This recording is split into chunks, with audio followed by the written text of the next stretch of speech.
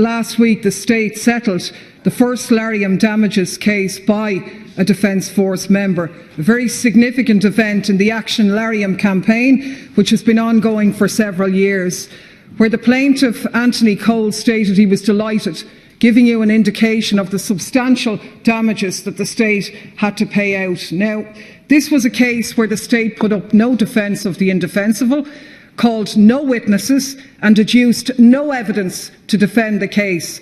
Instead, in an approach that would make the Garda Commissioner's legal team blush, the state launched a vicious attack on the plaintiff and his witnesses.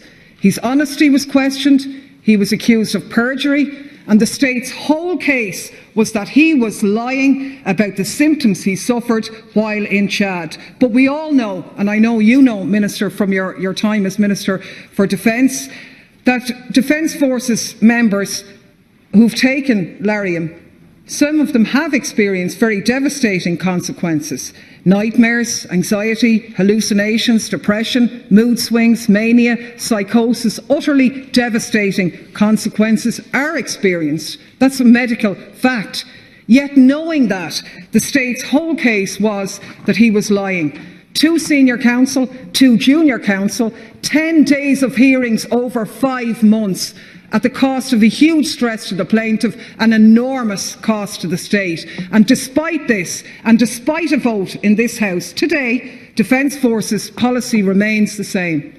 Lariam is the first choice anti-malarial for members in sub-Saharan Africa, including Mali. Saying no to Lariam is saying no to overseas duty. Admitting that you have a mental health problem means an end of your Defence Forces career. It's an absolute disgrace. And we have seen time and again in medical injuries case the state adopting a very adversarial approach through long and unnecessary court cases. By the end of 2016, outstanding liabilities on the state for damages in cases under health, justice and defence was €2 billion. A staggering figure. And the winners here are the lawyers. 24 million last year paid out to lawyers from the State Claims Agency for the state's own defence, and 41 million in plaintiff legal fees. So in light of the massive costs, Taoiseach, and the fact that the state didn't even bother to try and defend itself during the case, I have 2 questions for you. And the first one is, will you heed the outcome of this case, and indeed the motion passed in this House last summer, and immediately and without delay issue instructions to the Defence Forces to cease all use of Lariam? And secondly, will you take urgent steps to establish a redress or compensation scheme for Defence Forces members who have been harmed by the taking of this terrible neurotoxic drug, and save the state a fortune in unnecessary and costly legal challenges? Thank you, Deputy Daly. Taoiseach. Yeah, Deputy, I can remember us having this debate when I was in the line department, and what I said at the time was that politicians should not be deciding the medication that people are prescribed, whether it's in the Defence Forces or anywhere else for that matter. We're not qualified to do it. And what the Department of Defence has been consistently trying to do, and what the Defence Forces have consistently been trying to do, is to ensure that they make responsible decisions on the back of the best available medical advice in relation to medication that's offered for service personnel when they're overseas. We have an obligation to ensure that we protect against malaria, and we have an obligation to ensure that appropriate options are available for serving personnel. We also have an obligation to recognise that Lariam does have adverse effects on certain people.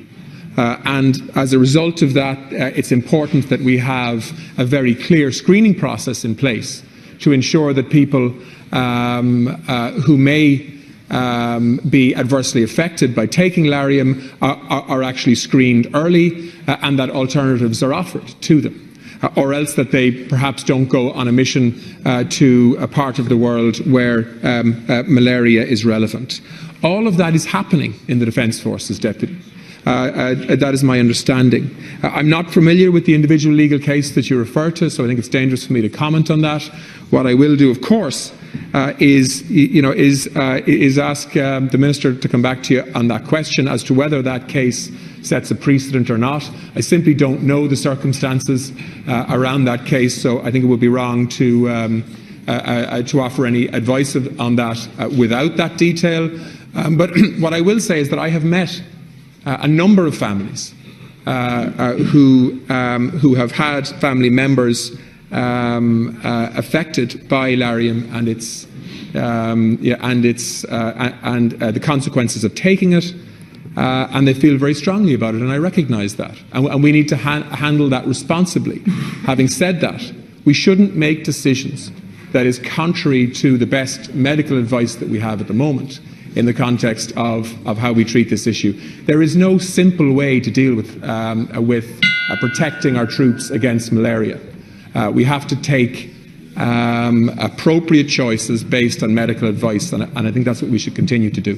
Thank you, Taoiseach. Deputy Daly. I think the best medical advice and practical advice you could recognise is that the state has just agreed to pay out substantial damages to a member of our defence forces who's been harmed by the use of Lariam. And against the backdrop where 42 members of the Defence Forces were prescribed it last year, why in God's name are we continuing to do this when there are other viable anti-malarial drugs out there on the market? It's an absolute, it just doesn't add up. You talk about responsible decision making, and I agree with you, and I don't expect you to know the details of the case, but believe me, they are relevant to all of the other cases, the 60 other Lariam damages cases which are in the pipeline, and the likelihood now of many others joining that list in light of the Cole case which concluded last week. So what I would ask you is, when you do get the answer to that, and you can say that that case does affect a broader group of people, would it not be reasonable to abandon adversarial court proceedings and instead take the responsibility and agree to establish a redress or compensation scheme? There are some elements of that scheme in Australia for Lariam users, in the UK, not entirely perfect, but they go some way to dealing with that. And you've got to intervene with the Defence Forces and stop more people potentially joining that list who will have to seek redress in the future. Taoiseach. Yeah, no, look, I mean, I think it is important to say there are many people who have used Lariam and it's been very successful, myself included.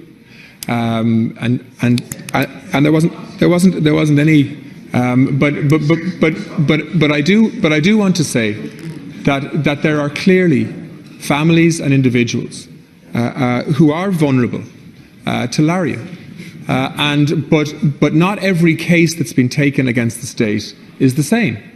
And the Department of Defence and the Defence Forces need to make appropriate choices in relation to that, as to whether there is precedent that needs to be followed following the settling of one case or not. And I think it would be unreasonable of you, Deputy, to ask me to comment in detail on that case, which I don't think you are, to be fair, until I've actually seen the detail of it. And I think that is a matter for the Minister for Defence.